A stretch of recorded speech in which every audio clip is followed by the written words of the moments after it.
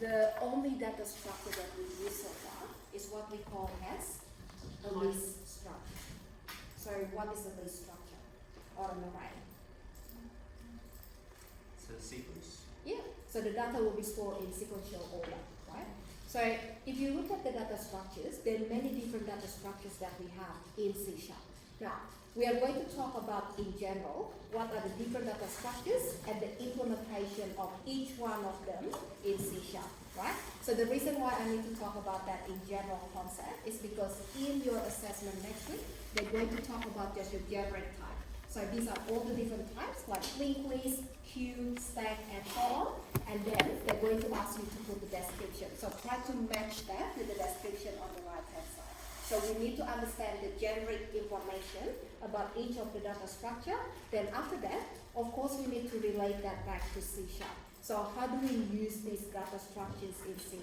So when we talk about in C# again, C# is an object-oriented programming language, right? So that means if I want to find a stack implementation or a queue implementation in C#, then you have to find the name of the class in C# that allows you to do the stack operation or the queue operation. So stack and queue are two other data structures that we're going to look at today as well.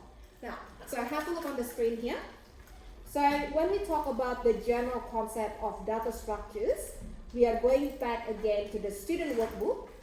And in the student workbook, ICT PRG 302, we can see the introduction to the data structures. Alright, so we'll have a look at this one together, guys. Okay.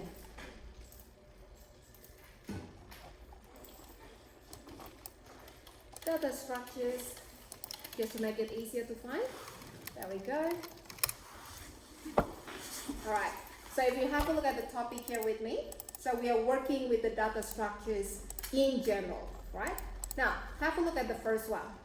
So the first type of data structure is the linear data structure, and the implementation of linear data structure is array in C#. And what about the list data type? Remember we used list last time? Is that a linear structure as well? Yes. Yes, that's right. So the structure that we are looking at here, linear data structure, has many implementation in C#. So array is one of the linear implementation, and list is also the linear implementation. So have a look at the characteristics of the linear data structure, right? So the characteristic says that each of the element is going to be assigned an index, and that corresponds to the position of the item. Now, so how do we access the item inside a list? Can we use the index number? Yes, that's right. So that is why list is also the linear data structure implementation, right? Okay, now if you have a look at the description again, arrays are the simplest and the most widely used data structure. So array is actually one of the most common data structure in any language. So if you learn another programming language, the chance of seeing an array there is actually really high, right? So that is a very common data structure. All right, so that is the first one. Now, so another linear data structure here is a linked list. So what is the linked list data structure? So what is that for? Have a look at the description here. So with the linked list, it's very similar to a list. So we have a sequence of items and they're all linked together. Now, so the only difference is with the linked list type, we cannot access the data randomly. And the linked list data has a pointer to the next item. So if you think about the linked list again, each of the item is what we call as a node, and the node has a pointer to the next element. So that is what the linked list is like. So if you want to access the item in the next position, then you have to use, let's say, a method called next in order to go to the next item. So, yeah? When this is random access, does that mean it's able to select each one of the dot? That is right, without going through the other elements. Okay. Yeah. So that is a linked list. Now, so if you look at the description again, try to remember the description for this data structure, right? So that is going to describe the characteristic of the data structure. Now, the next one is stack. So what is the stack here? So we have the stack structure that use the last in, first out. So that is the behavior of stacked.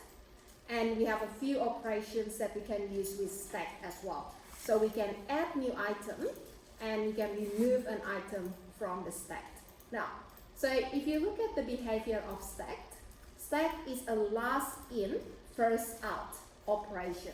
So what does that mean? If you add the items in a specific order and you try to remove one of the items, which one will be removed? The first one or the last one? Last one. Very good. So that is how the stack works, right? So it says last in, first out. Now, in order to make it easy to imagine, just think about adding a stack of books. So when you're piling up the books and you want to remove the book, right? So if you want to remove the book, then of course you're going to remove the last one, which is the top one in the pile. Is that right? So that is what a stack like. Yeah. Now, the queue operation is first in, first out, just like a normal queue in real life, right? So if you want to remove the item from a queue, so which one will be removed there? The one first, yeah. So the first one will be removed when you are using the queue structure. Now, isn't that simple? All right, so moving on to the next one here. So we have hash table. So hash table has the information about the keys and the value. So if you want to store keys and the associated value of the key, you can use hash table. Okay, so we have other types that you can have a look here as well. Now, yeah? You okay? Table, not following at all. Like. Yeah. Sorry, okay. So this one from the student workbook, Andre? Yeah, sure. Yeah, so if we go back again later on to the working with data structures, you can have a look at the table about the different type of data structures. So the main thing that you need to remember again will be the description. So that is the behavior of how the data structure works and how does it work with the data, which item will be removed, which item will be added, and so on. Yeah, so you can read that one. Now, probably I'm going to get you guys just to read that later on yourself. And then, the other thing that you can see here as well, right? So I have student workbook topic, working with the data structure, and then we have the Moodle section about algorithms and data structures. So that is just to show you where we can get all the information about the data structures. Now, the data structures that I want you to focus on are these four here. So you need to understand how stack works, how queue works, how array and linked list work, and again, in the generic term. So you don't really have to know in C#. So that is just a description. Okay, so the algorithm section again, that is on Moodle. And then the next part that I want to show you here, this is the implementation of the data structures in C#. So let me show you that reference so we can have a look at that one. Okay, now, so if you have a look at this information on the left hand side, so these are basically what kind of value or values that you want to store. So for example, I want to store a key value pair of data, right? So how do we store the data in this format? So we have two different options here. So the second column is the generic collection type in C#, and the next one here is non-generic. So what does that mean by generic and non-generic? The generic collection in C# allows you to store the same type of data. So for example, I'm going to show you the example that we already know and we already use many times. Remember when we specify a list? So how do we define the items inside the list? So what is the type of each item in the list? We need to declare the list by specifying the type of the items. So let's say this is a list of integers. Then you type in list, and then inside the angle brackets you type int. So that means you can only store integers inside the list. And the same thing again, you can say list of strings, and then you can put list, and inside the angle brackets you put string. And you can only store that one type inside the list. Now, so if you want to be able to store different type of values, then you have to use the non-generic collection. So on the right hand side here, that is for non-generic collection. You can use these different types in order to store combination of different types. So I'm not really going to go through too much with that, but I'll show you some of the examples now. So let's start with the one that we know again, the list data type, right? Okay, so look at the example here. Okay, now if you have a look at this first example, I want to be able to create a list of part objects. So what is the type of each item again? Is a part. So where is the definition of part? I'm going to scroll back up here, and that is a class called part. And you can see the properties. We can see the methods here as well, right? Now, I don't really need you to really understand every single part of the code at the moment, but just understand that this is a part class definition. Then I want to create a list of part objects, and that is how we define a list of parts. Now, did we do something like that with employees last time? We can store a list of employees. Do you remember something like that? Yeah? Okay. So maybe we need to go back to that again later on. Yeah, okay. Now, so remember again, this is what we call as a generic collection, because you can only store the same type of data in this collection. Now, so if you want to store different type of data, you can use an array list class. So I'll show you what the array list looks like. So if we go to the array list example here, right? So at the moment, it shows that you can add a string value and then another string and then another string. But if you want to, you can actually add an integer into the same array list, and that is not going to create a syntax error. So with the array list type, you can store different type of values. So that is the meaning of non-generic collection. So non-generic allows you to have different type of values in the same collection. While generic, it only allows you to have the same type of values. So that's the difference between the two. Now, does that make sense? Mm-hmm. Yeah? Okay. So array list and list, they're basically the implementation of the linear data structure. So if you have a look here, so this is for the linear data structure, and we can access the items by the index. Now, if you want to look at the other examples, so for example, again, we have the first in, first out, and the implementation of this data structure is a queue, and we have two different types of queue. So we have the generic collection and the non-generic collection. So let's have a look at the queue example here.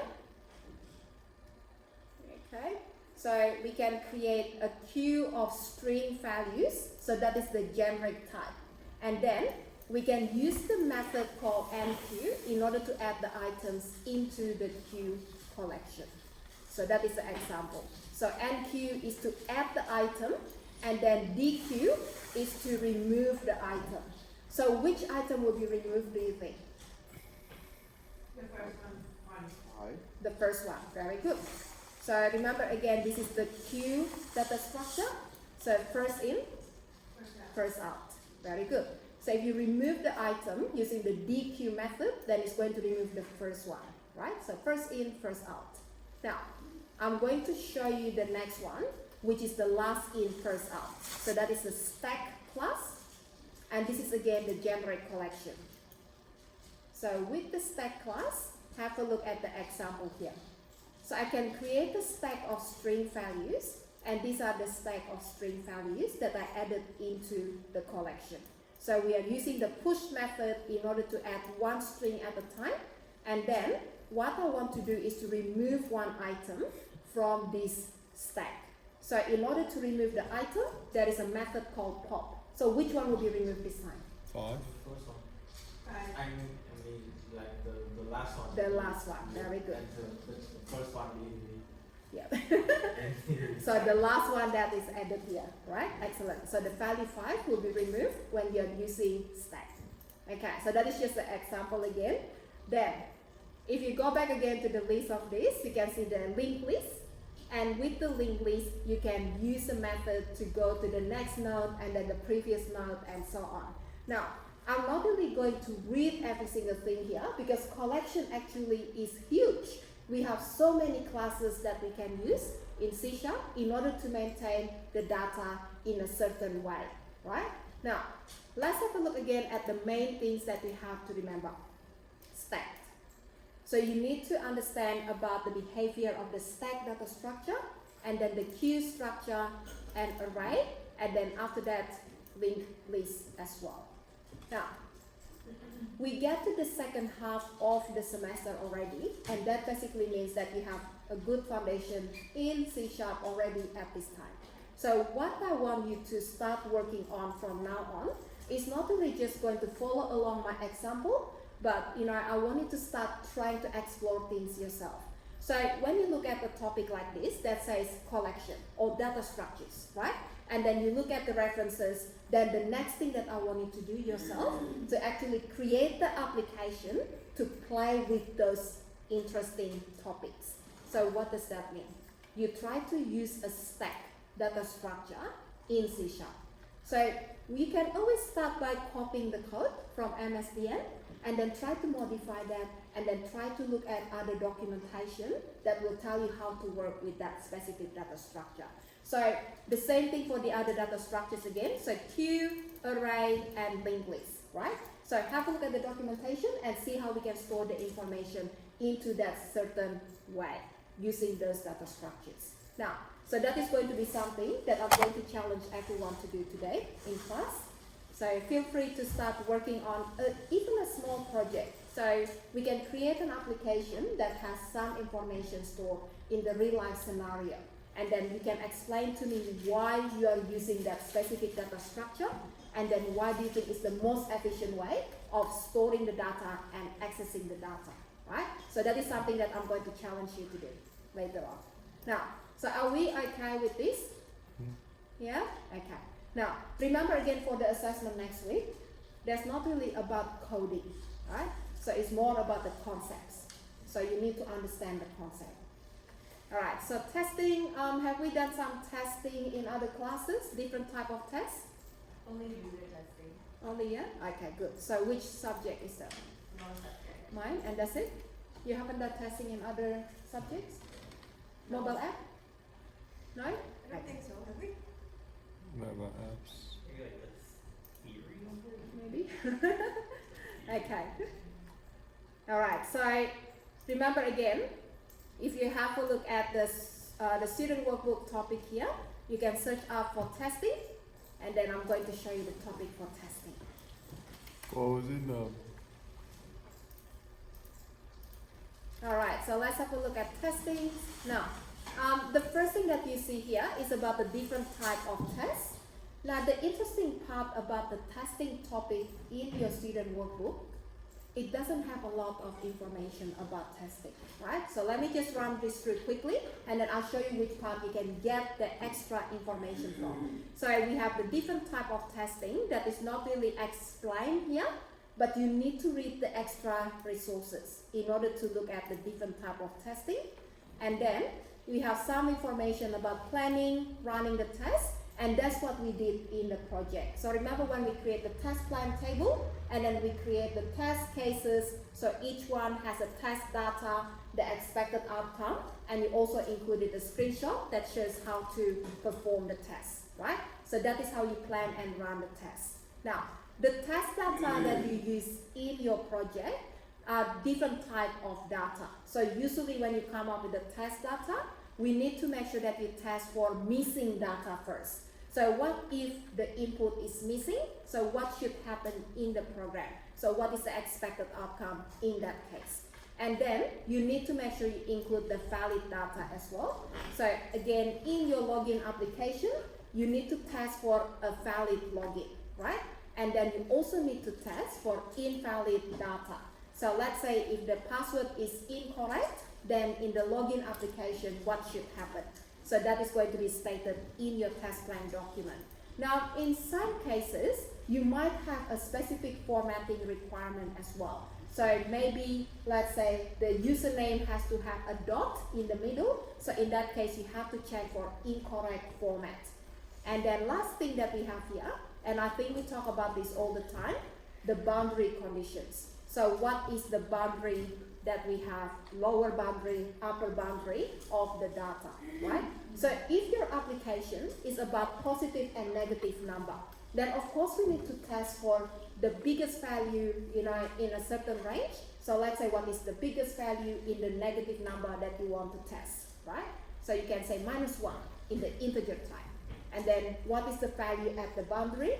For the negative and the positive, you can say 0, and then what is the smallest value in the positive range? That is 1. So then you have to include all of those boundary values in order to make this into effective testing. Now, when you come up with the test data again, it's not just about randomly pick some numbers or randomly pick some values, right? You need to think about what kind of data that most likely will make the program fail. So that is why we are using the boundary values. Because sometimes when the user writes the code, they might forget to include one of the values at the boundary. So let's say, if I want to get the positive number only, the program should check for anything bigger than 0, for example. But what if the programmer entered the wrong condition? So that you can only find that issue when you put the boundary values in your test. So that is why it's really important to understand about what kind of data that we have to use. Now, so that is again what you did in the project assessment, and then about the documentation as well, and then how to make the test plan, how to perform manual testing, and so on. And that is about the end of that testing topic. So you see that, is that one page even? So how short is that? That's it, right? But we haven't learned how to write a test yet, right? Yeah, not unit testing. But you created the test plan table that has all the test data and the expected outcome. Yeah. So basically what you have done is this part here. So planning and running the test. And this part as well. Alright, so the most important part about this test is actually the different type of testing. So that is what we are going to look at together.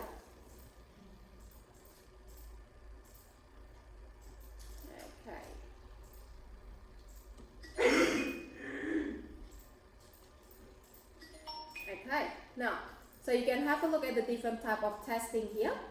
We have unit tests, we have integration tests, functional tests, end-to-end.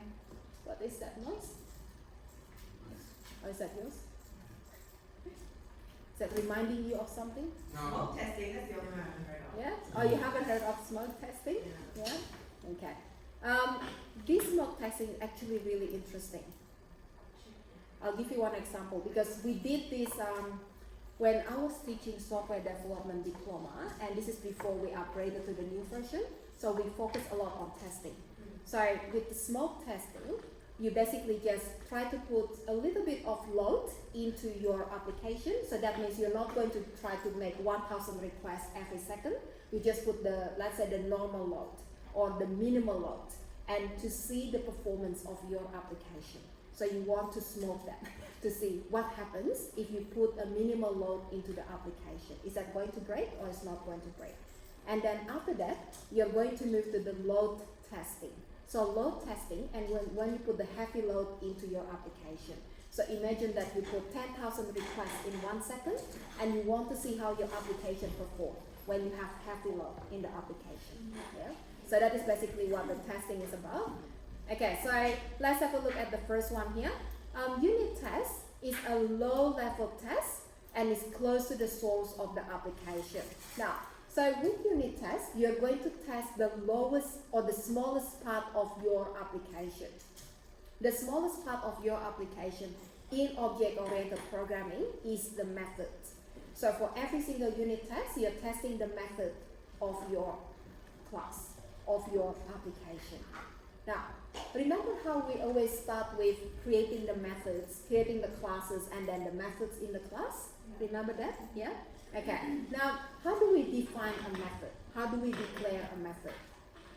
There are different ways to declare the method. So the method could return nothing, the method could return a value, and we could pass parameters value as well, so we can pass the arguments to the method, right?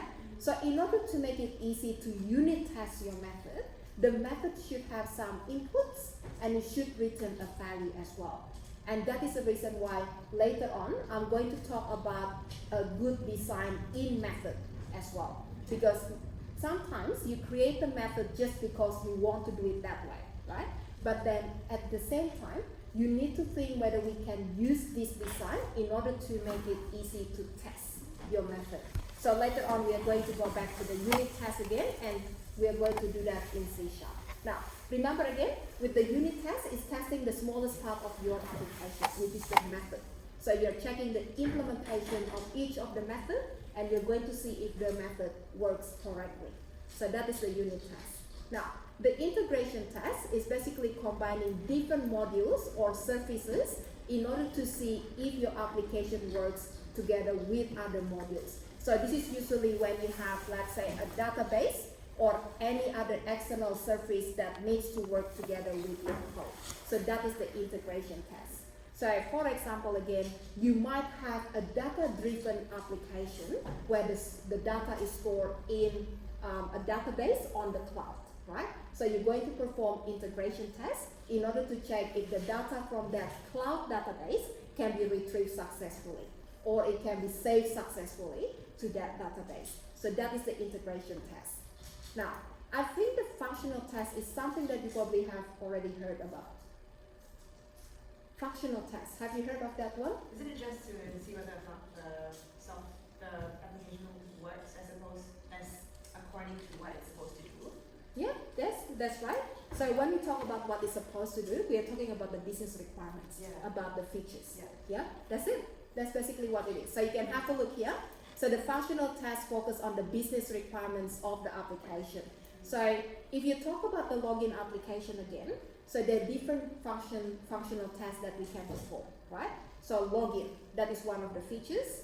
And then what else? To register?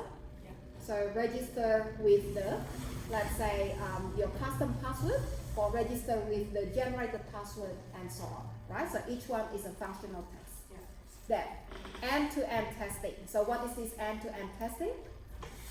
Testing an application from the point it starts to the point it finishes running. Yeah, okay, good. So we have another example here as well. So when we talk about end-to-end testing, we're replicating the user behavior. So if I want to say, how do we perform this in your application? So we're starting from the first step that the user have to do in order to use the application. Let's say login. And then what happens after that? So once the user have logged in successfully, then the user might want to view all the accounts, and then that is the next step. And then after viewing the accounts, the user might want to add another user and then log out from the application. So that is to show the user behavior when they're using the system end to end, right? Now, so next one is acceptance testing. So acceptance testing is one of the final tests that we usually do. And you can also say that this is something that has to be done by the real user, acceptance test, right? So once you finish testing your own application that you built, then you're going to hand that to the client, and then the client is going to perform acceptance testing. So they're going to say, okay, so I have 5 team members in my company who will be using your application. So they're going to perform acceptance testing. So this is where you usually get the sign off from your client, right? Okay, so performance test again is about the performance of the system. So usually when they talk about performance, they talk about adding the load into the system and try to see how it works when we have heavy load. So it's checking for the reliability of the system and the speed of the system, the scalability of the system, the responsiveness of the system, and so on. So that is the performance test. Is that the same as load testing? Yeah. Exactly the same. Yeah, so performance test is actually a more generic term. Okay. So performance can be load, or it could be smoke test as well. Okay. Yeah. What about regression testing? Regression testing, so that is a different one again. Okay. So all this information that you see here, you could see other types as well when you go to other references. Okay. Yeah, they're different type of tests. All right, so guys, this is just to go through very quickly. Now, what I need you to do later on, remember that you have to understand the different type of tests in order to complete your assessment, because there's one question about the different type of tests. Now, the question is going to ask you to match. So which one describes, let's say, performance tests, right? So you have to see which one that describes that, and then the same goes for the other type of test as well. So again, it's all about the concept. So you need to understand the concept. Are we good with that? Yeah. Yeah? Okay. So I'm going to go through one more thing, and then you can do the hands-on part after this. Just finish off with the SDLC. Have we heard of SDLC? Yeah? And have we heard of waterfall? Yeah? Have we heard of V model? No. No? Have we heard of Big Bang? Yeah. Yeah? Have we heard of Agile? Yeah? Very good. Now, I'm going to get you to tell me waterfall methodology. What's the characteristic of waterfall? Everything needs to happen in a sequence, Yeah? Very good. chronologically. You can Yeah. change something if you already did it. Yeah, If you so already go to the next step. okay, good. So in this case, when we start working in waterfall, changes is not really welcome, right? Yeah. So if you make a mistake in the beginning, then you wouldn't know until the end of the development. Is that right? Yeah. Okay, so what about Big Bang? Big Bang is when you just hide away in a hole and build everything and then you suddenly release. Yeah? Okay, so there's But not I- really any steps, any methodology with Big Bang. Yeah. That's right. Okay. Yeah? I mean, that's all I know about Big Bang, so please add to my understanding of Big Bang. Big Bang? We haven't covered it in class. Yeah? Okay. It's a TV show. It's a TV show. So that's a good description, but it's not going to be one of the answers in the assessment, unfortunately. Sorry. We have to find a different definition. Oh dear. Okay, so guys, let me just take you back to this one quickly. So Big Bang, and I don't think we have Big Bang in this one actually. Let me see. Alright, so we all know about the steps here. Is that right? So software development life cycle usually includes these 5 steps. So we analyze first, and then we design, and then we develop, we test, and then we maintain. Now, do we know what happens in every single stage here? So analyzing the problem. Mm-hmm. Yeah. Yeah. Okay. So if you go back again to your PRG 302 project, remember the login application? What did you do? What were your tasks in order to analyze the problem according to the assessment? We had to ask Christina 3 questions. Very good. So you need to access the requirement document first, right? And then you need to read the requirement, and then you can need to confirm that by asking Christina some questions. So that is the first stage in the development. Now, the second stage is the design. So what did you do in that project again to design? We created an algorithm. Very good. Yeah. So you wrote the pseudocode or maybe the flowchart for some people here in order to design the solution, right? Okay, good. Now, the next one is to develop or implement. So what did you do there again? We wrote code. You wrote code. Yeah, that is right. So you type in the code in Visual Studio, right? Yeah. In C#, and then you also included the documentation. So you added the comments in there. Good. And then what did you do after that in the next step? Ran some tests. Yeah? So before you ran the test, what did you do? In this testing and debugging stage, you plan the test first. So how did we plan the test? We created the test plan table Yep. with the information about the data that you want to use, right? And then we have the screenshot once we have run the test. So that is when you execute the test. Now, so the debugging part here also related to testing, because the reason why we do testing, because we want to find the problem in our implementation, right? So every now and then, or most likely actually, you're going to find problems in your implementation. So what do we have to do after that? Debug that. So you debug the code in order to find the problem, and then you can fix the problem as well. So once you finish debugging the code and you finish fixing that, you also have to run the test again. So you do the test again with the same set of data, and then you're going to see if this time you're going to get the right result. So that is the process of testing and debugging. Now, so once we finish with that, the next part is the maintenance part. So you're going to release your product to the client, and then the client might say, oh, we found a bug, so you need to fix that for me. Or the client might say, I need you to help me with adding something else, a new feature in the application. So that is your maintenance part, right? So that's basically, again, the 5 steps that we have in SDLC. So in your assessment, there will be questions about the steps. So you need to understand what happens first, what happens next, and so on, and the description for each one as well. Now, if you remember what we did in the project, then you don't really have to memorize anything. Is that right? Yeah. Okay, so we're going to look at some of these very quickly. Do we need to know what a V model is? Yes, so I'm just looking if there are any reference in here. No. Okay, so that will be in your Moodle here, and then also I'll give you this reference as well. So let's have a look at that one together. Okay, now we have different SDLC models, and we have waterfall, V-shaped model, iterative model, spiral, Big Bang, and so on. So the ones that I want you to focus on are these ones here, right? So you need to understand waterfall, V model, and Big Bang. So I'm going to take you to those 3.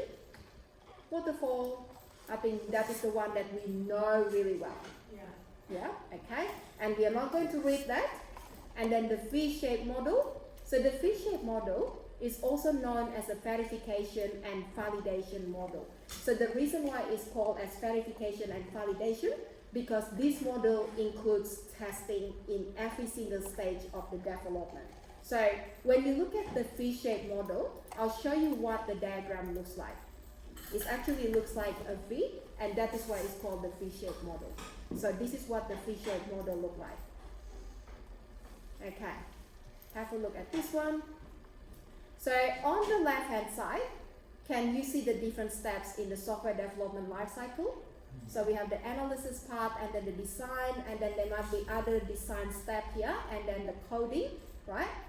And for each part of this stage, we are going to include testing as well.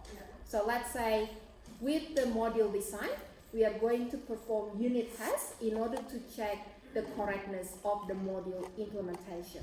And then in order to validate the architecture design, then we use the integration test. And then the system test can be used to check the system design, and then the acceptance test can be used to check the requirements. So that is basically how the fee model works.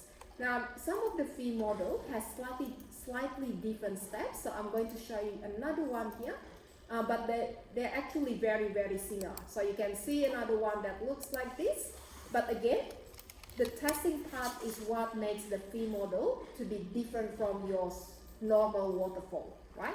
So we have the business requirement on the left-hand side, and then the system requirement specification, high-level design, low-level design, and then we have the implementation part, and then we are going to go to the testing parts after that.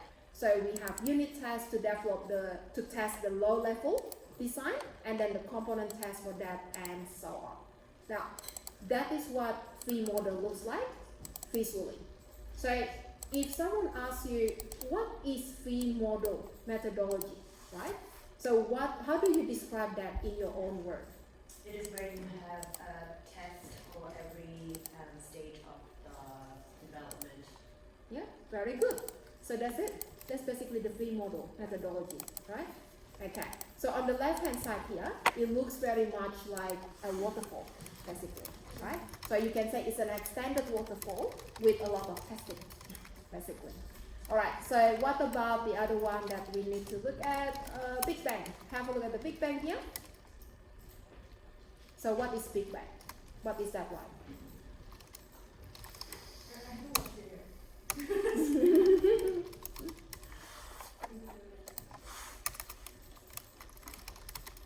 Oh, right. Sounds very chaotic. Yeah. So if you have a look at the description, it doesn't follow any specific process. So usually you can use Big Bang model if you're working on a small project with only 1 or 2 developers working in that project. So there's not really any methodology, any specific, ways of implementing that. So that is Big Bang. All right. And these are the three that you need to know. And of course, you can find all the other information about different modules again. Alright, so how are we going so far with that? Yeah? Okay. Now, so the topics that I added here, that's basically to help you to understand the other parts of your knowledge assessment that we haven't covered last term. And everything else, they already been covered in our class. Mm. Yeah? So, that basically means, in order to prepare you guys for the assessment next week, you need to review all the things that we learned again. Right? So, probably the best thing to do, go back to your student workbook and have a look at the topics in the table of content and then review some of them. So if you look at the topic and you say, I don't remember that. So let's go back to the concepts and then have a look at the description of the concept. So again, it's all about the concepts, right? So it's not really about the coding with the syntax and so on. Okay, now, do you think we can do the assessment and we can pass that in the first try? Yeah? Yep. Is it written or typed? Yeah, so that's going to be online. You click. Oh, okay. Yeah, or you can have, you have to drop down to choose. That's So click or drop down. that's a piece of cake. Is it on Moodle? Yes, so it's going to be released on the day. It's going to be on Moodle, the one that I gave access to So When? options and drop on downs. Friday. On Friday. But then you can use like what's that word where you deduct out of the options and Oh yes, process of elimination. oh yeah, that's it. Yeah. Just bang bang bang bang bang. Yes. Yes. How That many is- mistakes are allowed? 0. 0.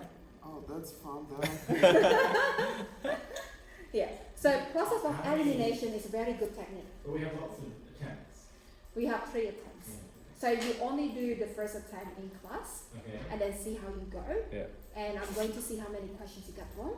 Okay. And then if you only have, let's say 1 or maybe 2, then you can re-attempt that in class as well. So depending how fast you go as well. Okay. They're actually really simple. They're not difficult. Mm. The only Alright. part that you have to be careful is the part when there's a lot of words and Mm. the wording could be a bit tricky. Mm. But process for elimination, that will really help you. When you look at the part that says, let's say, you have 20 options, right? And then they say you have to choose 5 true description of this thing. Mhm. And then just eliminate the ones that are completely wrong first, Mhm. right? And then you can tick the 5 that you think is correct. And that's it. No So piece of it's cake. gonna be like quiz of check boxes. Yeah, there could be checkboxes or drop down. Drop down. Yeah. Or it could be a radio button, you have to select one answer out of how many? No, I mean is there gonna be a question something like what do you think No, is correct and you have to type like your No. answer something no, like no short sentence. answer. No. So that's why it should be pretty straightforward and simple. Yeah. You can work Okay. in groups. No. Oh, good try. Now, Sure, yeah, conquer. So when you start looking at questions like that, right, I want you to spend the time reading the question. So really, don't just do the, read the question once and then put the answer straight away. So read the question at least 2 times and read each of the answer at least 2 times as well. And then you know which one is right. Mhm. Yeah? Okay, so that is just the extra information. Now, if you haven't tried to access Moodle, please make sure that you can access this Moodle because this is where we're going to put the assessment and then you have to do that through Moodle next week. So, Yeah. so the reason why you showed us this is you thought this is stuff we may haven't covered in the subject. Yeah, Okay, that's why you showed us this. that is right. But it's also topics we've done before is going to be in the assessment. That is right. Okay. And because it's really just about the concept rather than the coding part, I would say review the lesson notes. Mhm. So review the student workbook. Yep. Yep. So Mm-hmm. sorry. Yeah, yeah. So you said you're gonna give us access on we're gonna get access on Friday Yeah. on the Moodle to our assessment. Is it gonna be a new like topic here or like So I will show you on Friday. I mean, how where you am I can- supposed to yes. expect it? I'm going to show that on Friday. Gotcha. So as long as you can log into that Moodle and you can see the program in Moodle, that's it. That's good for me. Alright, so guys, how we going? Yeah? Okay. And it's verified. And terrified as well? Why? You're gonna be fine. You're gonna find it so easy. You'll be like, what the hell is this? Why was I stressing? Well, one mistake and a fail, that's Yeah. definitely not terrifying. You have to like not have studied it at all, not paid attention at class at all for you to not. Okay. If you've been practicing, you've been working on your coding, and you've been basically reading, everything that you've done, you should be okay, right? But it doesn't mean that now you don't do anything. You still have to prepare for it. So read everything again, get ready, and if you have any question, then you can ask me on Tuesday. So you can see please let's confirm this and that, and then we can verify that. Now, this is what you need to do, right? So when you go home, you look at the student workbook, and then you look at the table of content here. So programming, and then look at the concept about programming. So anything related to a programming language, you don't have to worry about that. So this is in Python, right? So you don't have to look at that. You don't have to look at the PyCharm IDE and so on. So just look at the concepts. So what is the syntax in programming? So what is a statement? And why do we have statements? Why we need to know about the keywords? And what are the data types in general? And then the same with different type of errors that we might have, and then the standards, the best practices, and so on. So that is just about the concept. Okay, so read that again later on, guys. Yeah, so anything specific to Python, don't worry about that at all. Okay. Yes, also stuff that we recently learned in week 8, like encapsulation and all that. No. No. Yeah. So anything that we do in object-oriented programming, they're not going to be in the assessment because this is for the PRG 302. Oh yeah, assess. So it doesn't have object-oriented. Yeah.